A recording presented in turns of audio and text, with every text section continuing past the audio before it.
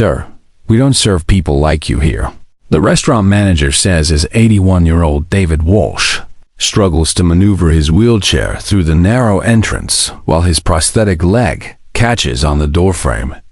The packed dinner crowd stares and whispers. Someone complains about disabled people making everyone uncomfortable. David's weathered hands touch the purple heart pin on his veteran cap, a reminder of the IED blast in Iraq that took his right leg while he was saving 3 wounded soldiers 15 years ago. What happens next will spark a movement that changes everything. If stories like David's remind you why we must fight for veteran rights, hit that subscribe button and tell me in the comments about a veteran who inspired you. Let's honor them together. David had been looking forward to this dinner for weeks. His grandson Tommy was graduating from college, and the whole family had planned to celebrate at Romano's Italian restaurant. It was supposed to be a perfect evening, but nothing had gone right from the moment David arrived.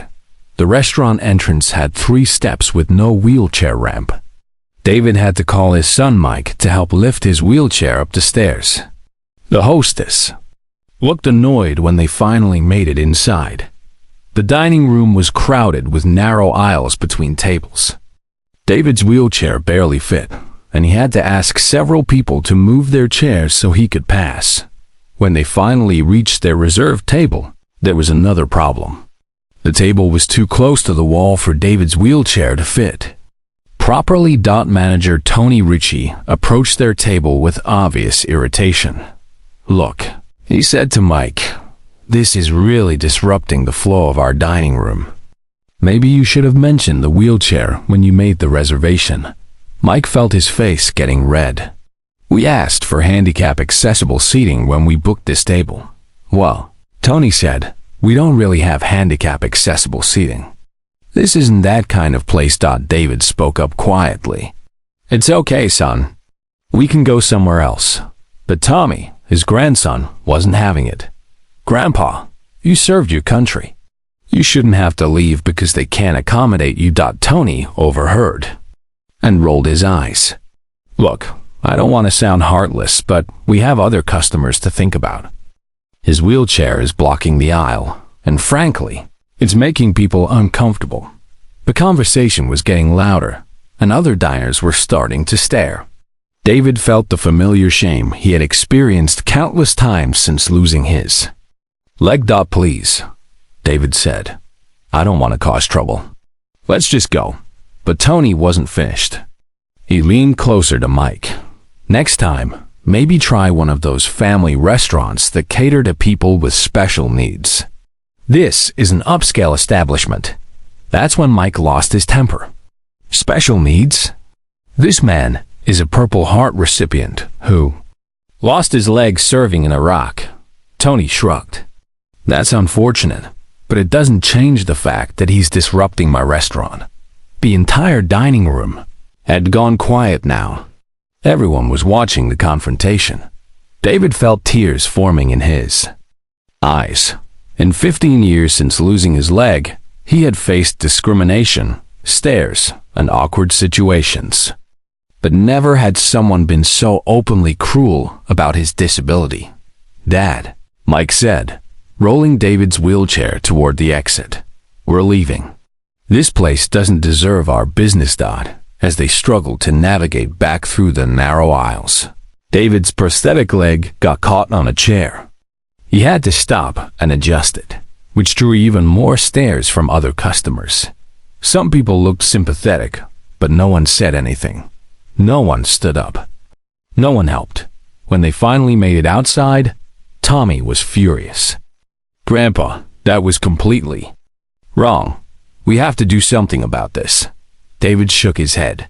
"Son, I've been dealing with this for 15 years. Nothing's going to change." But Tommy pulled out his phone. "Grandpa, tell me exactly what happened in Iraq. How did you lose your leg?" David was hesitant, but Tommy insisted. So David told the story he rarely shared. It was 2009. I was a staff sergeant with the 82nd Airborne. We were on patrol in Fallujah when our convoy hit an IED. The explosion flipped our vehicle and trapped 3 soldiers underneath. Tommy recorded every word on his phone. The vehicle was on fire. David continued. Everyone else was either unconscious or too injured to move. I crawled back 3 times to pull out Private Martinez, Corporal Johnson, and Sergeant Williams. David's voice got quieter. On my 3rd trip back, a second eye went off. It took my right leg from the knee down, but I had already gotten all 3 soldiers to safety. They all survived. Tommy finished recording and immediately started typing on his phone. Grandpa, what's the name of this restaurant? Romano's Italian Restaurant, David replied. But Tommy, please don't, too late. Tommy had already posted the video on social media with the caption, "My grandfather lost his leg saving 3 soldiers in Iraq." Tonight, Romano's Italian Restaurant told him he wasn't welcome because his wheelchair made other customers uncomfortable. This is how we treat our heroes? Within an hour, the post had 500 shares. By morning, it had 50,000.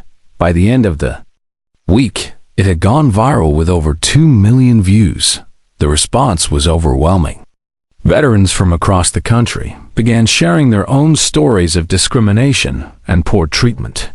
The hashtag Veteran Rights Matter started trending on social media. Local news stations picked up the story, then national news. Within days, David found himself being interviewed on television about veteran accessibility and discrimination. But the real change started happening in restaurants, stores, and businesses across the country. Owners began reviewing their accessibility policies and making improvements. Romano's Italian Restaurant faced massive backlash.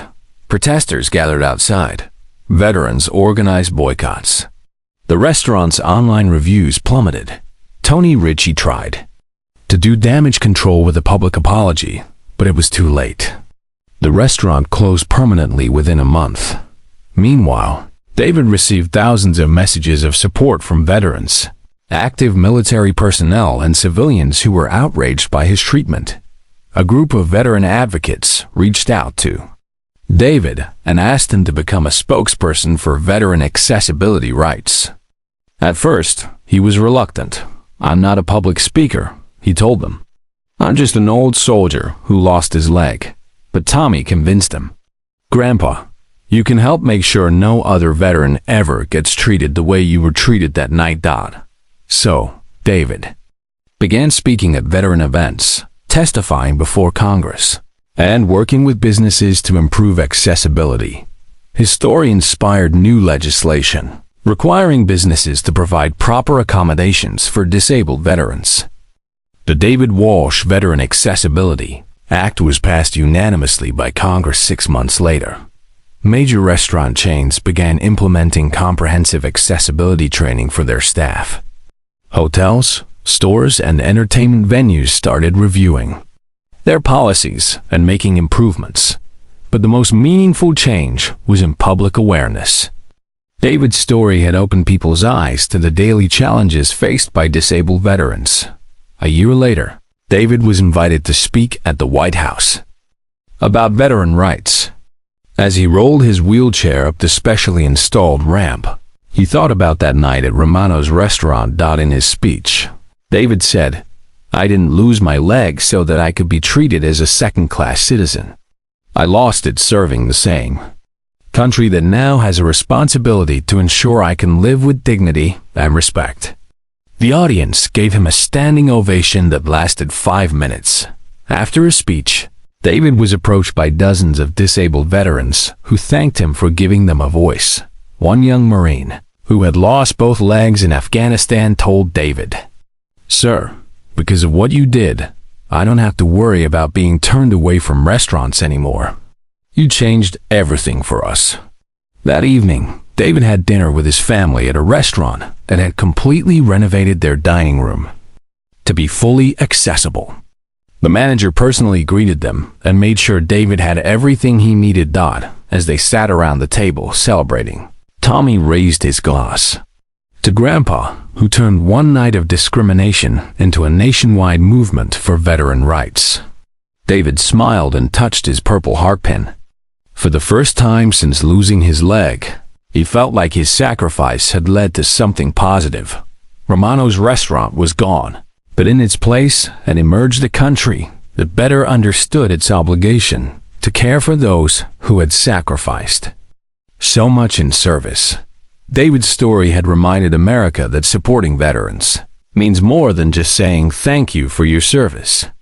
It means ensuring they can live with the dignity and respect they earned through their sacrifice. The whole country had indeed stood up for veteran rights, and it all started with one grandfather's refusal to accept discrimination as just another part of life after losing his leg in service to his country.